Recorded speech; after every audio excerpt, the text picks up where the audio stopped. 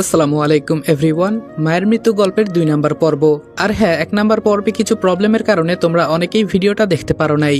তো ভিডিওটা দেখার জন্য ফার্স্টে তোমরা ভিডিওতে ক্লিক করবা, এরপরে কন্টিনিউ অপশন আসলে সেখানে কন্টিনিউ করে দিবা। আর ভিডিওটা যদি একেবারে তোমাদের সামনে শো না করে তাহলে 18 বছরের উপরে বয়স দেওয়া এরকম একটা জিমেইল নিবা, এবং সেই জিমেইলে তোমরা ইউটিউব লগ ইন করলে আমাদের ভিডিওটা পেয়ে যাবা। মূলত ভিডিওতে এজ রেস্ট্রিকশন পড়ার কারণে এই প্রবলেমটা হচ্ছে। আশা করি বুঝতে পারছো। তো চলো বেশি কথা না বলে গল্প শুরু করা যাক। প্রায় 10 মিনিট পর মায়ের সাথে আম্মু আমার রুমে প্রবেশ করলো। মায়া কান্না করতে করতে চোখ মুখ লাল করে ফেলেছে। এসব দেখে আমার শরীর আরো জ্বলে যাচ্ছে। কুকাম করে আবার ভাব দেখায়, দাঁড়া মায়া, তোকে জন্মের ঠিক করে ছাড়বো আমি। আম্মু সরাসরি আমার সামনে এসে ঠাস ঠাস করে আমার গালে 2টা চড় দিয়ে বলল, আমি কি তোকে এই শিখিয়েছিলাম? ছোট ভাই হয়ে বড় বোনকে ভালোবাসার প্রস্তাব দিস? ছি, তোর লজ্জা করে না? ও তোর চাচাতো বোন হয়, আবার তোর থেকে সিনিয়র। তুই কিভাবে এমন করতে পারিস? আবার আজেবাজে কি সব কথা নাকি বলিস? মায়ের দিকে তাকিয়ে দেখি আমার দিকে চোখ টিপ দিয়ে মুচকি হাসছে। আমি এবার বিছানার উপর বসে বললাম, আম্মু জানো, যখন আমি ছোট থেকে বড় হয়েছি তখন থেকে আমি শুধু একটা ভুল করেছি, এই মায়াকে প্রেমের প্রস্তাব দিয়ে। আর এখন জানো, ওর চেহারা দেখতেও আমার ঘৃণা করে। যার ভেতরে এত নোংরামি ভরা তাকেই কিনা আমি শেষমেশ প্রেমের প্রস্তাব দিয়েছি। ওকে তো আমার বড় বোন বলতেও লজ্জা করছে, নষ্টা কোথাকার। মায়া এবার কান্না করে বলল, দেখো চাচি, তোমার সামনেও।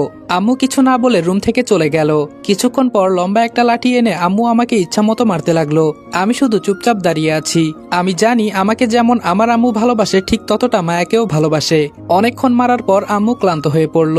হঠাৎ করে আমার সৎ বাবা রুমে ঢুকে আম্মুকে আটকিয়ে বলল, তোমার মাথা খারাপ হয়ে গেছে? নিজের সন্তানকে কেউ এভাবে মারে? সৎ বাবা আম্মুকে কোনো রকম বুঝিয়ে রুমের বাহিরে নিয়ে গেল। এবার মায়া হাসি মুখে বলল, আমাকে খারাপ বলার পরিণাম দেখেছিস? আর কখনো আমার পেছনে লাগতে আসবি না।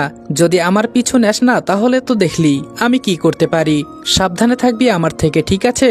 এই কথা বলে মায়াও চলে গেল। শরীর থেকে শার্টটা খুলে দেখি অনেক জায়গা থেকে রক্ত বের হচ্ছে। এই সময়ে আবার রিপন কল করলো। ফোনটা রিসিভ করতেই ফোনের ওপাশ থেকে রিপন বলল, তোকে যারা যারা মেরেছে আমি সব কয়টাকে বেঁধে রেখে ইচ্ছামতো মারলাম। এখনো বাধা আছে, কিন্তু আমার মাথায় ধরছে না তোর সৎ বাবা কেন তোকে মারতে চায়। তোদের মাঝে কি কোনো ঝগড়া হয়েছে নাকি? রিপনের কথা শুনে আমি বললাম, রিপন, ওদের তুই ছেড়ে দে, আমি তোকে সবকিছু বলবো। তুই শুধু একটু অপেক্ষা কর। এখন আমাকে এটা বলতো, তুই ওদের কিভাবে ধরলি? রিপন বলল, তুই হয়তো জানিস না আমি কাদের সাথে চলাচল করি। হাত দিয়ে ইশারা করলে সব কয়টার লাশ পড়ে যেত। কৃষকের কাজ করি বলে আমাকে এতটা শান্ত মনে করিস না।